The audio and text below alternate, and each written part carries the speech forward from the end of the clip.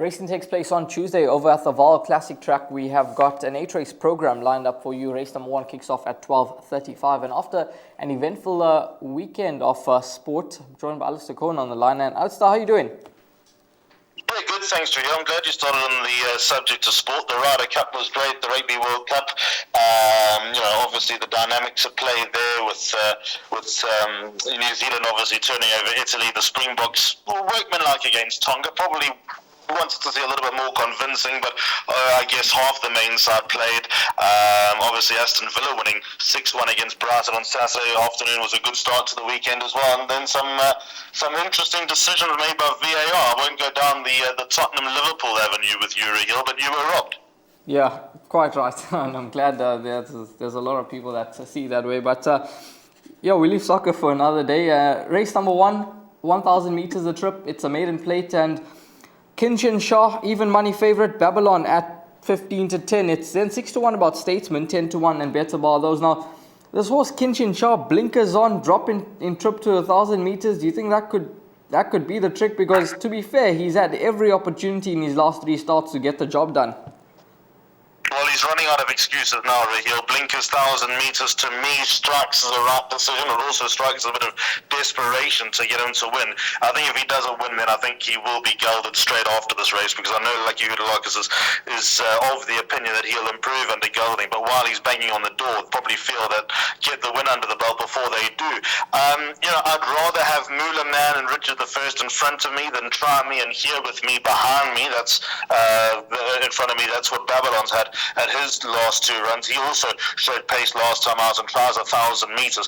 I think that although there have been direct winners out of Babylon's last 2 runs, and he was a trifle unlucky last time, I still think that all in all, the Moolah Man form and Richard I form is better than Try Me and Here With Me. So I'll go with number 2, Kinshin Shah. If Blinkers on 1,000 meters doesn't work, then gelding, I suppose, is the last option to get him into the number 1 box, because there were alarm bells ringing last time out, to be fair. Presented on course that day, when he went down to the start and he was sweating and overdoing it, that was a huge worry. I would suggest that Babylon would be more of a threat than Circle of Grace would have been, but the point is I think Kinshin Shah conspired to be beaten rather than Circle of Grace beat him. So I'll go Kinshin Shah over Babylon. Watch out for number 7, Statesman. Johan Janssen van Vuren holds him in high regard. He's obviously got 3 runners accepted, so we'll have to wait and see whether all 3 do take their place. So Statesman could be the one that's open to improve, but in the bar pot, 2 or 3 should suffice. Yeah, quite interesting that Gavin's obviously sticking with Babylon as opposed to taking the ride on a Statesman. So maybe that's one to take note of there. Statesman could probably just neither run but want to follow. Moving along to race number 2. 1,000 meters a trip, maiden plate for fillies and mares, a start off the place accumulator. And the second race kicks off at 1:10. Flying Puma, Green Fame, 3-1 joint favourites. Empress Game at 33-10, Whitehall 7-1, it's 8-1 and better bar those. Now there's been a bit of early support for this daughter of Give Me the Green Light from the Johan Janssen van Vuren yard. 650,000 in purchase, 9-2 into 3-1. And Gavin Larina bought 6. She's a horse that we could possibly follow, especially if there's further market support, because it's not a race that's going to take a lot of winning. Johan's comments probably will need the experience about Green Fame, but when you look at the race, I don't think Flying Puma has many great shakes. Empress Game will win one of these days. I think Whitehill's underachieved in that she hasn't won. Best Intentions will have blinkers on. She'll go down the straight. She could show pace. She could be fairly dangerous, but she is what she is. And then Potato Salad, who was expected to go very well on debut, got beaten by 100 to 1 shot bad hair day in a very, very weak maiden race. So yes, it does open up for one of the first timers, and clearly the most appealing first timer is number 9, Green Fame. I'd suggest being by Give Me the Green Light out of a Jet Master mare that should come into her own over further. I wouldn't be overly optimistic about her being a 1,000 meter horse. The only way to judge is if Johan Janssen van Vuren somehow sends me a message now, or we watch her go down to the start and see what she's all about in the parade ring. Look, she won't have to be too good to win this race, but the reason why I've sidestepped the place accumulator and taken a pick 6 is because they're just alarm bells ringing with this race all over the place. I think there are lots of winning chances.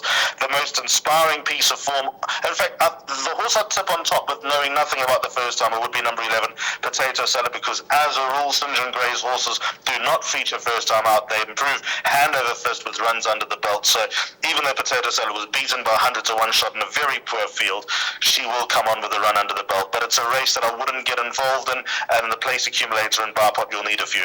Yeah, number 11, Potato Salad, maybe a nice find from Alistair at around 8 to 1 in the market, but a race that's not going to take a lot of winning. Moving along to race number 3, the start of the pick 6. Alistair suggested bet 1450 meters the trip, and this is a maiden plate where Royal Edition is your 22 to 10 favorite. Battle of Barberton has been supported from 4 to 1 into 3 to 1. Breath of Magic at 33 to 10, it's then 7 to 1 and better bar those. Now, this horse Royal Edition, last time out, I thought he was very disappointing behind House of Romanov.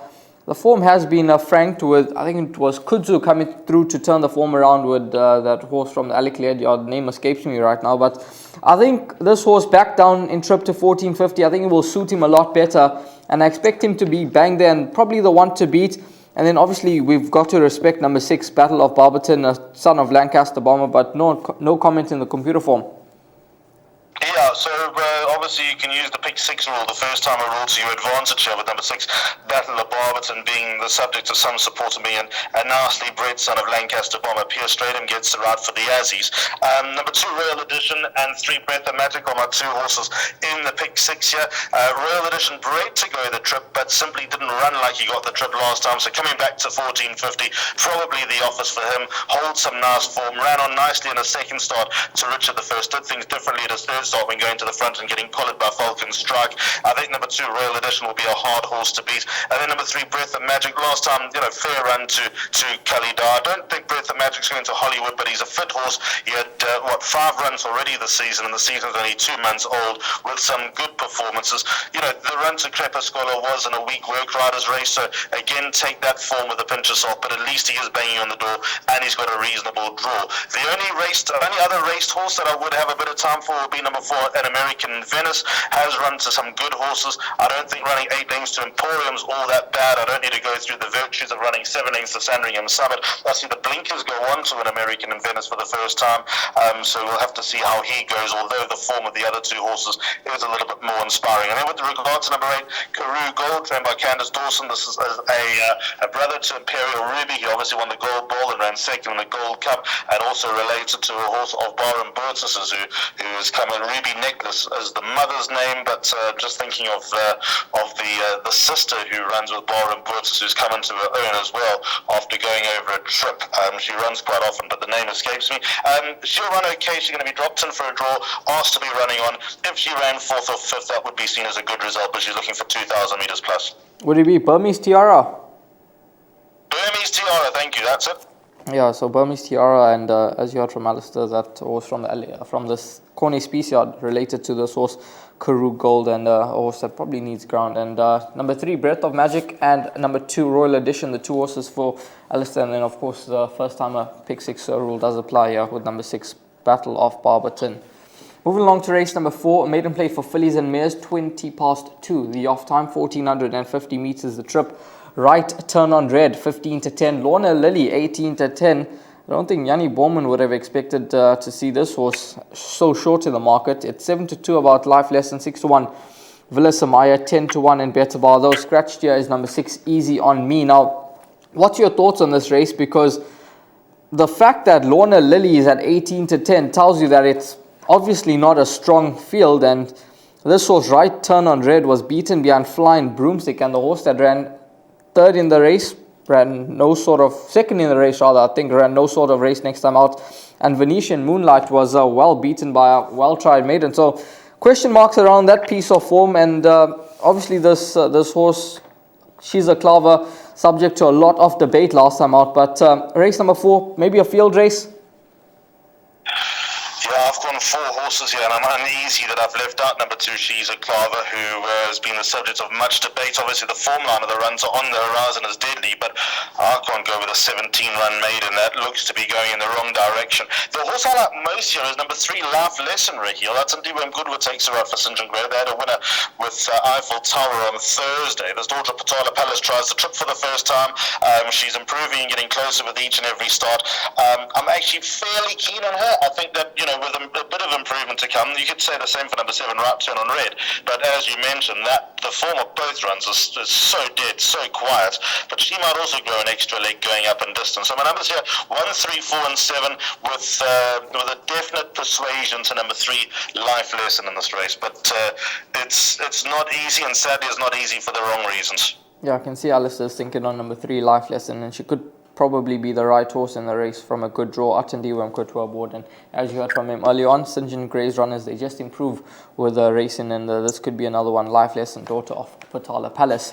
Moving along to race number 5, a Pinnacle Stakes over 2,400 meters, 14:55 is the off time, and we've got a Rumagum that is your 18-10 favorite. He has found some support, 22-10 into 18-10 after his cracking run in the Gold Cup behind Future Pearl.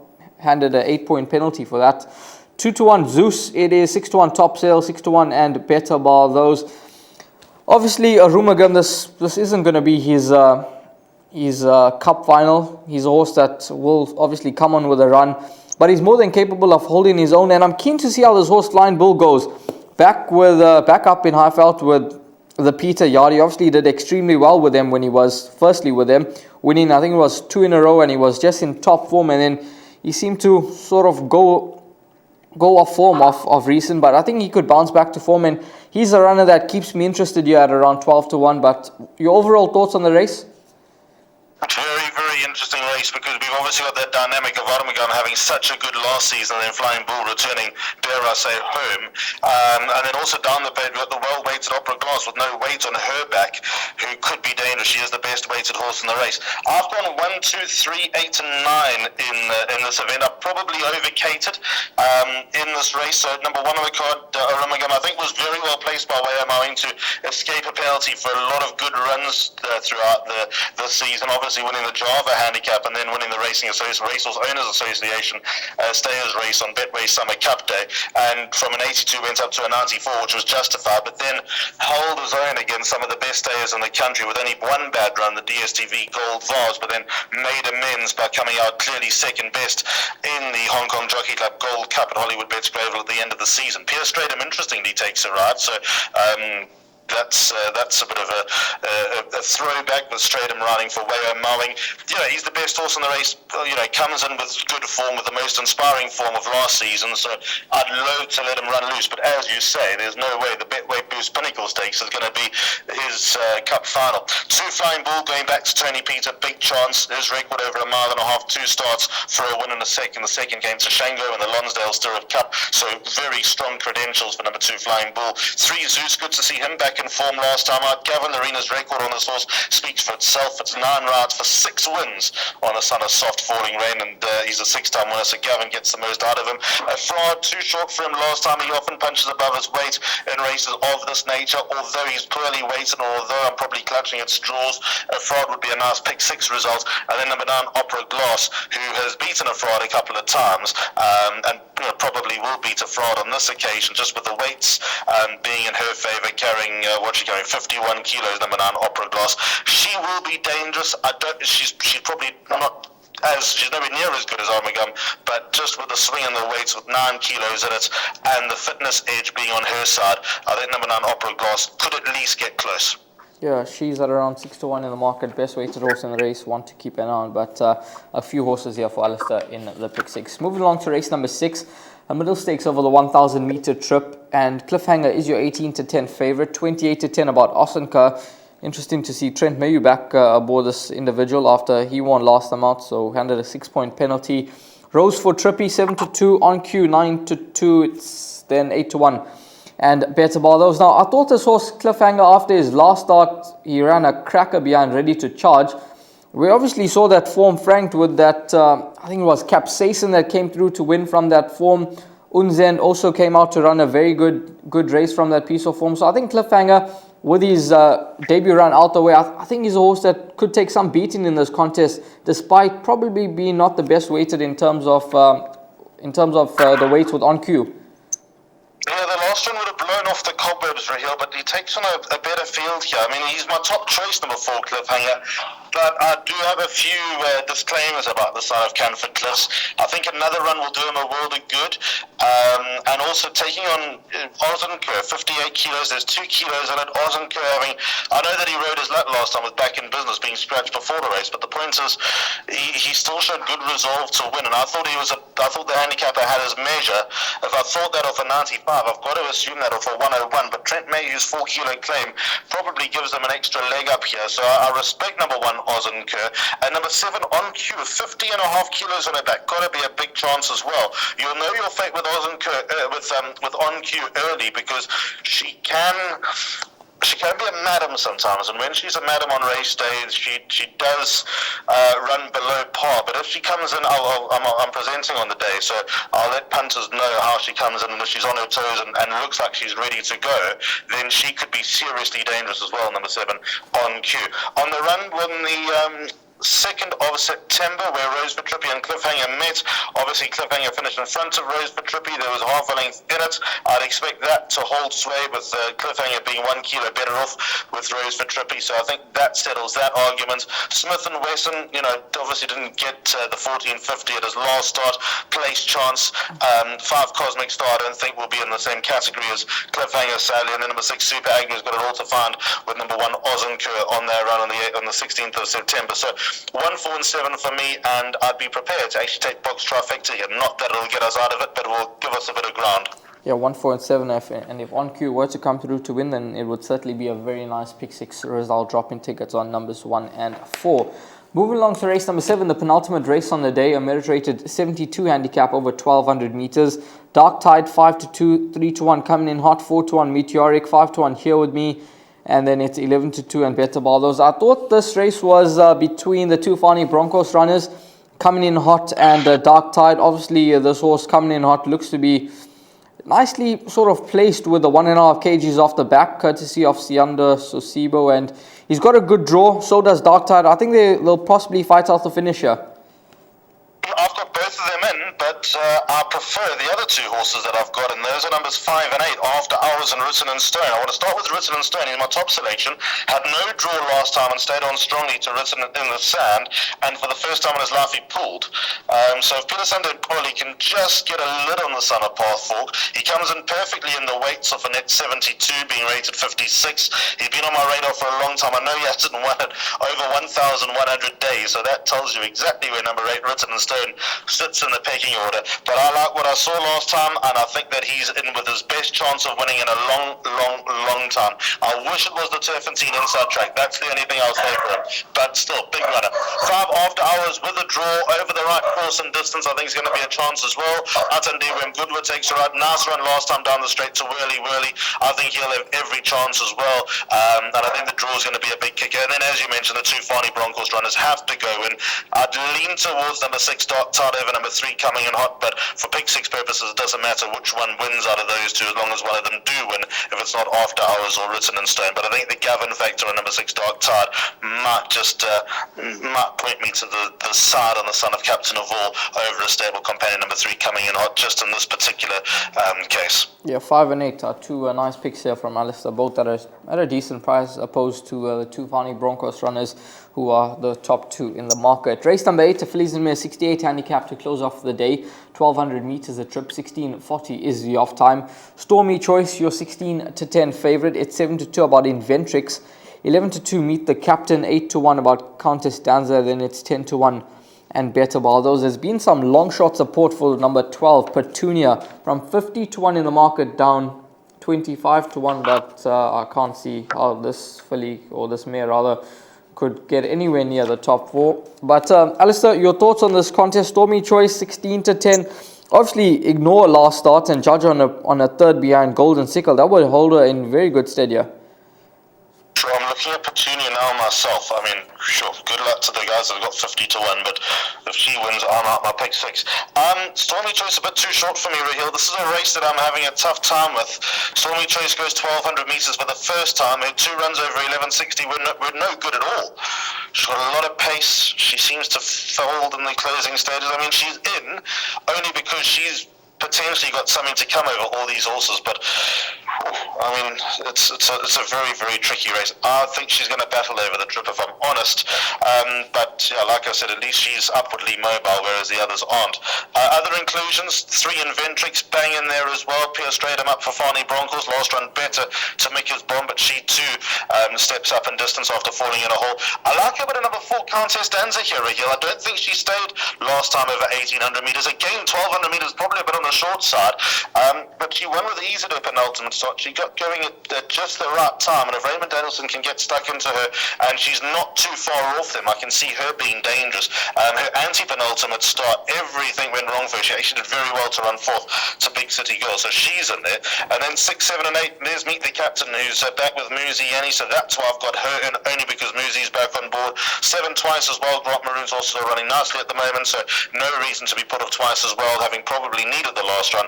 And then number 8, Smelting. So I actually make Smelting a chance here. See, under Sasiba up for Bridget Stardoff. She's fit, she's well, she's running nicely, and her recent form is as good, if not better, than all the others that I've mentioned. So very, very tricky last race. But if you ask me for a bet, I think the 2 horses that make the most appeal here, I don't know which way I'll go in terms of which bet I'll offer here, but the 2 horses that make the most appeal to me here, just in terms of the 2 that I'll go in with, I'm actually going to go 7 and 8 twice as well than Smelting, but it might be double float those 2 by the field, might be swingers those 2, I don't know which way I'll go, but 7 and 8 will definitely be in my bet. Yeah, and it tells you the openness of the race. Alistair finding horses at 10 to 1 and 12 to 1 in the market, so it could well be a good find here, and a good way to end off your day in race number 8, because it does look to be quite a trappy contest once you look past Stormy Choice, who does have question marks over the distance. Now we're going to move along to the suggested bet, and Alistair will take us through his pick 6, which begins in race number 3. And Alistair, take it away with that pick 6,